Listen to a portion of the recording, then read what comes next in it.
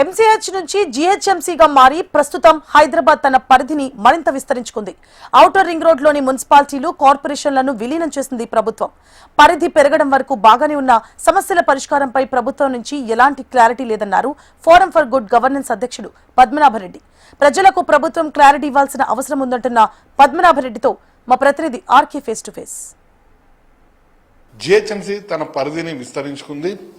20 మున్సిపాలిటీలు అలాగే 7 కార్పొరేషన్లు వీటన్నింటినీ కూడా ప్రస్తుతం జీహెచ్ఎంసీలు అయితే విలీనం చేయడం జరిగింది. సో విలీనానికి సంబంధించి కూడా కొంతమంది వ్యతిరేకిస్తున్నారు, కొంతమంది హర్షిస్తున్నారు.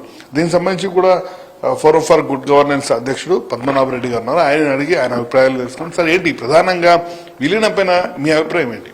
అంటే మొదట్లో 2009 వరకు ఇది మున్సిపల్ కార్పొరేషన్ ఆఫ్ హైదరాబాద్ అని ఉండే.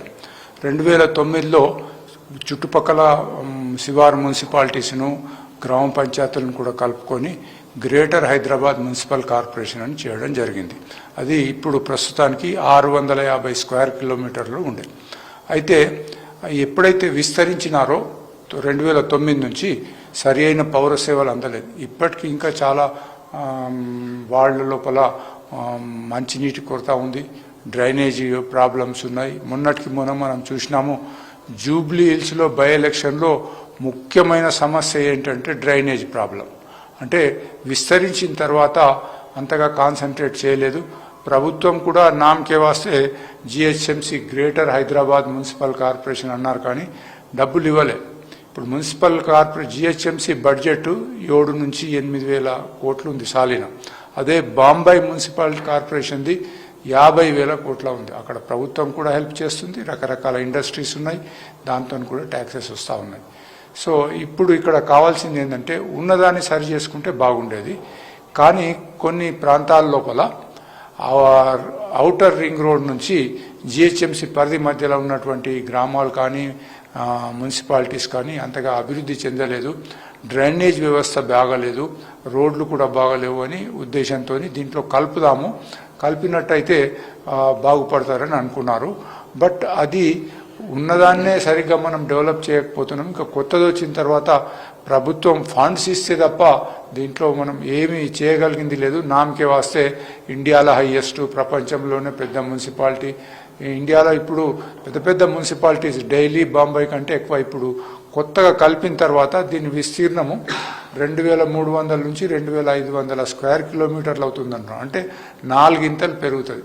జనాభా కూడా ఇప్పుడు సుమారుగా 1,10,00,000 ఉన్నది, 1,70,00,000, 2 కోట్ల వరకు కూడా కావచ్చు అని అంటున్నారు. ఆల్రెడీ డిసిషన్ తీసుకున్నారు, రికార్డ్స్ అన్నీ కూడా జిహెచ్ఎంసీ కింద తీసుకున్నారు. కాబట్టి ఇప్పుడు చూడాలి మరి వాళ్ళ విభజన జరుగుతూ ఉంది, ప్రక్రియ చేస్తూ ఉన్నారు మున్సిపాలిటీ వాళ్ళు. సో మొదలు దీన్ని ఒక రాజకీయ నిర్ణయంగా కాకుండా ఆ ప్రాంతాల ప్రజల యొక్క ఒపీనియన్ తీసుకొని మర్జీ చేసి ఉంటే బాగుండేది. ఏకపక్షంగా జరిగిపోయింది అది. ఇప్పుడు మళ్ళీ వార్డులు విభజన చేసిన తర్వాత సుమారు 200 పైచీలకు వార్డులు వస్తాయని వినికిడి. అప్పుడు ప్రజల యొక్క ఆబ్జెక్షన్స్ తీసుకుంటామంటున్నారు. ఒకవేళ ప్రభుత్వం ఫండ్స్ ఇచ్చినట్టయితే ఈ యొక్క పెద్ద మున్సిపాలిటీ ఏదైతే మున్సిపల్ కార్పొరేషన్ ఉన్నదో దానికి మరి ఇదే పేరు పెడతారా, ఇంకేమైనా చేంజ్ చేస్తారా? ఇప్పుడున్న కమిషనర్ 150 వార్డులను తిరగలేకపోతున్నాడు. అటువంటిది 200, 230 వార్డులు అయినప్పుడు అన్వీల్డ్గా అయిపోతుంది. మరి దాన్ని రకరకాల ప్రపోజల్స్ ఉన్నాయి. ఒకటి ఏంటంటే డివిజన్స్ ఎక్కువ చేసి దానికి సీనియర్ ఐఏఎస్ ఆఫీసర్స్ని పెట్టి వాళ్ళకు ఫుల్ పవర్స్ ఇవ్వాలా. జిహెచ్ఎంసీ మాత్రము కోఆర్డినేషను, ప్రభుత్వంతో ఏమంటారు కరస్పాండెన్స్, తర్వాత బడ్జెట్, ట్రాన్స్ఫర్స్, అడ్మినిస్ట్రేషన్ ఈ మాదిరిగా ఉంటే బాగుంటుందని ఉంది. ఇప్పటి వరకు అయితే క్లారిటీ రాలేదు. ఇది కరెక్ట్ పద్ధతి కాదు. అంత క్లారిటీ తీసుకొని ప్రజల ఒపీనియన్ తీసుకొని మర్జీ చేసి ఉంటే బాగుండేది. కానీ ఏకపక్షంగా మర్జీ చేసేసినారు, అది కొద్దిగంత అభ్యంతరకరం. సార్, ఒకటి ప్రజలకి ఒక క్లారిటీ లేదు, వాస్తవానికి జిహెచ్ఎంసీ అధికారులకు కూడా కొంత క్లారిటీ లేదు. దీనిపైన ఇంత హడావిడిగా చేయాల్సిన అవసరం ఏముందంటారు? అది పొలిటికల్ డిసిషన్, మరి ఎందుకు తీసుకున్నారో కూడా తెలియదు. దీంట్లోపల నామినల్గా పీపుల్కు ఒరిగేది ఏం లేదు. ఇంకా కొన్ని ప్రదేశాల్లో అయితే ఇప్పుడు హౌస్ ట్యాక్స్ ఉంది, అది రకరకాలుగా ఉంది. ఒక కార్పొరేషన్లో వేరే ఉంది, ఒక మున్సిపాలిటీలో వేరే ఉంది. జిహెచ్ఎంసీలో మర్జ్ అయినాక ప్రాపర్టీ ట్యాక్స్ తగ్గుతుందని కొందరంటే పెరగవచ్చు అని కొందరు అంటున్నారు. ఈ మాదిరిగా ఇంకా ఎటువంటి క్లారిటీ రాలేదు. అటువంటప్పుడు ప్రజల యొక్క ఆందోళనలు భయాందోళనలు కూడా సమంజసం. ఎందుకంటే ఎవరిని అడగలే చేయలే, రాత్రికి రాత్రి ఒక రాజకీయ డిసిషన్ తీసుకొని దాంట్లో కలిపేసినారు. ఇవంతా మర్జ్ అయిన తర్వాత చాలా పనులు ఉన్నాయి చేసేటి. అది ముఖ్యంగా అండర్ గ్రౌండ్ డ్రైనేజే కావచ్చు, రోడ్స్ వైడనింగే కావచ్చు, పార్క్స్ కావచ్చు, ఇవన్నిటికీ చాలా డబ్బు కావాలా. ఒక 2-3 ఏళ్ళు ప్రతి సంవత్సరము 20-30 కోట్లు జిహెచ్ఎంసీకి ఇస్తే కానీ ఆ సమస్యకు పరిష్కారం కాదు. లేదేదో కలిపినాం చేసినాం అంతా బాగుంది అనుకుంటే అది ప్రజలను ఇచ్చేయడమే అవుతుంది, తప్పుగా చెప్పడమే అవుతుంది. సార్ 650 చదరపు కిలోమీటర్లలోనే సమస్యలు అనేకం ఉన్నాయి. వీటినే పరిష్కరించలేని స్థితిలో జిహెచ్ఎంసీ ఉంది. ఇప్పుడు 1400 అంటే దాదాపుగా 2 పెరగబోతుంది.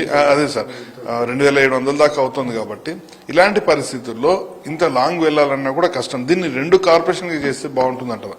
2 కాదు, యాక్చువల్గా డివైడ్ చేయాలనుకున్నప్పుడు 3-4 చేయొచ్చు, దాంట్లో ఏం లేదు. ఇప్పుడు బాంబేలో కూడా చేసినారు, మళ్ళీ మర్చి చేసినారు, ఇలా ఎక్స్పెరిమెంట్ చేస్తూ ఉన్నారు. ఇది కరెక్ట్గా ఫండ్స్ ప్రాపర్ ప్లానింగ్ చేసుకుంటే పెద్ద సమస్య కాదు. కానీ ఫండ్స్ లేకుండా నామమాత్రంగా ఓహో మీరు మున్సిపల్ కార్పొరేషన్లో మీరు కలిసిపోయినాయి, మీ గ్రామాలు డెవలప్డ్ ఏరియా అవుతుంది అని అనుకుంటే మోసం మనము ఆత్మవంచన చేసుకున్నట్టే అవుతుంది.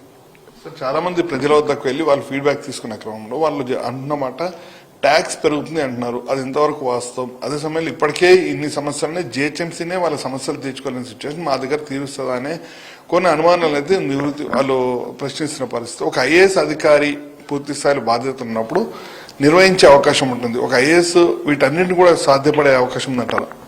అంటే ఒక్క వ్యక్తితో కాదు, కమిషనర్ కాదు, జోనల్ కమిషనర్స్ కూడా సీనియర్ ఆఫీసర్సే ఉంటారు. ఉదాహరణకు ఒక 3-4 జోన్స్ చేసింది అనుకున్నాము, ప్రతి వాళ్ళకు టోటల్ ఇండిపెండెన్స్ ఇవ్వాలి.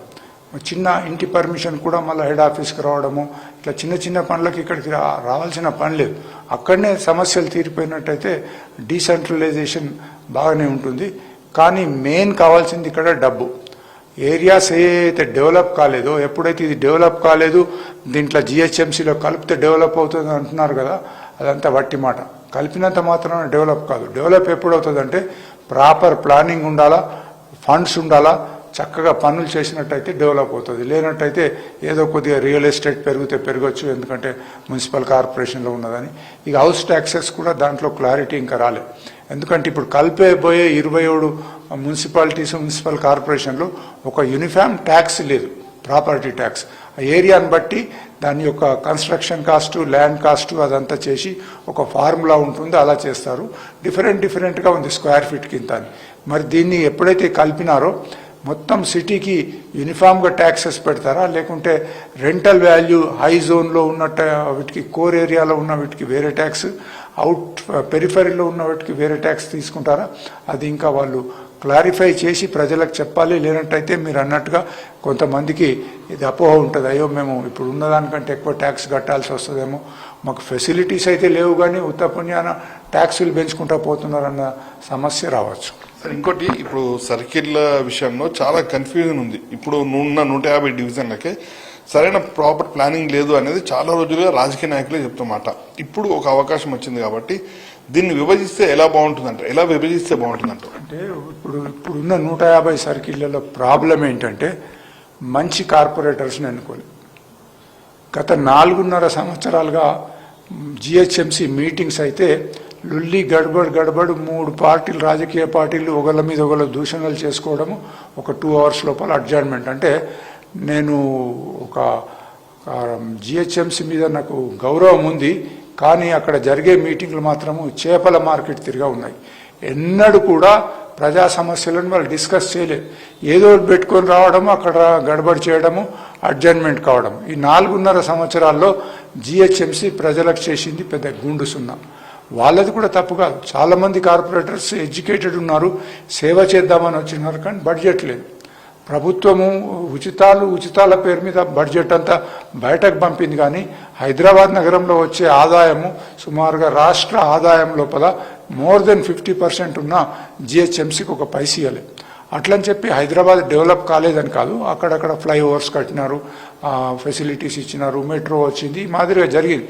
కానీ జిహెచ్ఎంసీ ద్వారా చేయాల్సిన పనులు ఇప్పటికీ గతుకుల రోడ్లు, సెంటర్ ఆఫ్ ద సిటీలో కూడా డ్రైనేజ్ ప్రాబ్లమ్స్, ఫుట్పాత్ల ఆక్రమణలు ఇటువంటివి జరుగుతూ ఉన్నాయి. దీనికి కార్పొరేటర్స్కు ఎంపవర్ చేయాలా, మంచి కార్పొరేటర్ని ఎన్నుకోవాలా. ఇప్పుడు ఇంకొక 3-4 మంత్స్ లోపల ఎలక్షన్స్ ఉన్నాయి. మరి అవి చేస్తారో ఈ విలీనము అది ఇదని వంక చెప్పేసేసి 2-3 సంవత్సరాలు పోస్ట్పోన్ చేస్తారో తెలియదు. కానీ ఇప్పుడు గ్రామ పంచాయతీలు 2 సంవత్సరాల తర్వాత ఎలక్షన్స్ పెడుతున్నారు ఇప్పుడు. సో ఈ మాదిరిగా కాకుండా మంచి వాళ్లకు టికెట్ ఇవ్వడం పార్టీలు, ప్రజలు కూడా మంచి కార్పొరేటర్స్ని ఎన్నుకున్నట్టయితే ప్రభుత్వం వాళ్ళకి తగినంత ఫండ్స్ ఇస్తే తప్పకుండా డెవలప్మెంట్ అవుతుంది. జిహెచ్ఎంసీ అనగానే ముందు అందరు గుర్తుకొచ్చేది ఒక అవినీతి అనేది ఇప్పటికే నానుకుపోయింది. ఇలాంటి పరిస్థితుల్లో ఇంత విస్తరిస్తే అధికారులు పూర్తి స్థాయిలో దాని మీద నియంత్రణ అనేది ఇప్పటికి ఉండదు దాదాపుగా. సో అవినీతి మరింత పెరిగే అవకాశం ఉందంటారు. అంటే జిహెచ్ఎంసీ మొత్తం అవినీతి అని కానీ అందరు కార్పొరేటర్స్ అవినీతి పరులని కానీ చెప్పడానికి లేదు. మంచి వాళ్ళు కూడా ఉన్నారు. కాకపోతే చాలామంది డబ్బులు ఖర్చు పెట్టి గెలిచినారు, ఫండ్స్ ఏం లేవు, ఏం చేయాలో ఎక్కడైనా ఎవరైనా ఇల్లు కడుతుంటే అక్కడ పోయి బ్లాక్ మెయిల్ చేసినట్టు చేసి డబ్బులు వసూలు చేయడం ఇదే పని. కొందరు కార్పొరేటర్స్ అయితే గత 4 సంవత్సరాల్లో ఇదే పని. ప్రజలు ఈ వ్యవస్థ ఎప్పుడు పోతుందా అన్న విసుగు చెందినంత జరిగింది. అవినీతిని కంట్రోల్ చేయొచ్చు, కాకపోతే ఈ యొక్క పొలిటికల్ సిస్టమ్ మంచి కార్పొరేటర్స్ రావాలా, దాంతో అధికారులు కూడా కోఆపరేట్ చేయాలా. లేనట్టయితే మీరు అన్నట్టుగా అవినీతి మాత్రం తప్పక జరుగుతుంది. సరే, మేయర్ సిస్టానికి వచ్చేసరికి అంటే కార్పొరేషన్గా 2 కార్పొరేషన్లో విభజిస్తే మేయర్లు ఒకళ్ళు ఉంటే బెస్ట్ అంటారు, లేకపోతే ఏ కార్పొరేషన్ తరాలు 2-3 ఉంటే బెస్ట్ అంటారు? మేయర్ ఒక్కరే ఉంటే బాగుంటుందని నా ఉద్దేశం లోపల. కాకపోతే జోనల్ కమిషనర్స్కు పవర్స్ ఇవ్వాలా, ఫండ్స్ ఇవ్వాలా, అది బాగుంటుంది. బట్ ఎనీహౌ అంత డిస్కషన్స్ నడుస్తూ ఉన్నాయి. మొదలు దాన్ని డివైడ్ చేసి ఈ వార్డులు ఇప్పుడు 150 వార్డులు మరి 220-230 వరకు రావచ్చు. జనరల్ ప్రిన్సిపల్ ఏంటంటే సాధ్యమైనంత వరకు ఒక వార్డు లోపల జనాభా కామన్గా ఉండాలి. ఇప్పుడు ఒక వార్డులో 1,00,000 ఉండి ఇంకో వార్డులో 5 లక్షలు అట్లా ఉంటే అది బాగుండదు. ఆ విధంగా వార్డుల విభజన సరిగా చేసి తర్వాత ప్రజల అభిప్రాయాలు తీసుకొని ముందుకెళ్తారు. కొంతమంది నేతలు, రాజకీయ నాయకులు కూడా దీని పట్ల అభ్యంతరం వ్యక్తం చేస్తున్నారు. అసలు రాజకీయ నాయకులకి ఈ విషయంలో ఎందుకు అభ్యంతరం వస్తుంటారు? ఇక అది వీళ్ళు కరెక్ట్గా చేయలేదు. ఎందుకు చేస్తున్నారు అన్నది ప్రభుత్వము ఇగో ఈ ప్రకారంగా చేస్తున్నామని ప్రజల ఒపీనియన్ తీసుకుంటుంటే బాగుంటుండే. ఇక రాజకీయ నాయకులు అంటే అధికార పార్టీ ఒక నిర్ణయం తీసుకుంటే అపోజిషన్ వాళ్ళు తప్పకుండా దాన్ని తప్పు పట్టాల్సిందే, అలా డ్యూటీ అది నడుస్తూ ఉంటుంది. బట్ మనం చూద్దాం, టైం ఒక 3-4 మంత్స్ లోపల మరి ఏ విధంగా ఇది ముందుకు వెళ్తుంది అన్నది చూడాల్సిన అవసరం. ఫైనల్ గా మీరు ఎన్నో ప్రజా పోరాటాల్లో అన్నింటిలో పాల్గొన్న ఒక ఉన్నతాధికారిగా పనిచేశారు, ప్రజా పోరాటాల్లో కూడా పార్టిసిపేట్ చేస్తున్నారు కాబట్టి ఎలా ఉంటే బాగుంటుంది అనేది మీ అంచనా? ఇప్పుడు ఒక డిసిషన్ తీసుకున్నారు, కలిసిపోయినాయి కాబట్టి ఇప్పుడు మనం మళ్ళీ దాన్ని డిస్కస్ చేసేదానికంటే ఇప్పుడు ఏదైతే వాళ్ళు విభజన చేస్తున్నారో సరిగా చేసి ఆ తర్వాత జోనల్ కమిషనర్స్గా ఒక 3-4 వీళ్ళని బట్టి ఒక 30-40 వాళ్ళకు ఒక జోనల్ కమిషనర్ 9 అన్నారు, కొందరు 6 అన్నారు. ఈ మాదిరిగా జోన్స్ ప్రాపర్గా చేసుకొని ఫండ్స్ ఇవ్వడము, తర్వాత కార్పొరేటర్స్ కూడా వచ్చే ఎలక్షన్స్ తర్వాత వచ్చే కార్పొరేటర్స్ బాధ్యతాయుతంగా ప్రజల సమస్యలను పరిష్కరించినట్టయితే బాగుంటుంది. మొత్తానికైతే వార్డు సంఖ్యకు సంబంధించిన విషయంలో కానీ ప్రభుత్వం పూర్తి స్థాయిలో ఆలోచించి నిర్ణయం తీసుకోవాలి. అలాగే జిహెచ్ఎంసీకి అత్యంత ముఖ్యంగా ఇప్పుడు కావాల్సింది ఫండింగ్ కాబట్టి ఆ ఫండింగ్ ఏ విధంగా ఏర్పాటు చేస్తారు ఏంటనే దానిపైన కూడా కొంత క్లారిటీ అయితే రావాల్సి ఉంటుంది. ప్రజలకున్న అనుమానాలని కూడా నివృత్తి చేయాల్సిన బాధ్యత ఖచ్చితంగా ప్రభుత్వానిదే అనేది పద్మనాభరెడ్డి గారు అయితే తన అభిప్రాయాన్ని అయితే వ్యక్తం చేస్తున్నారు. విడుదల శ్రీనుతో RK HM TV హైదరాబాద్.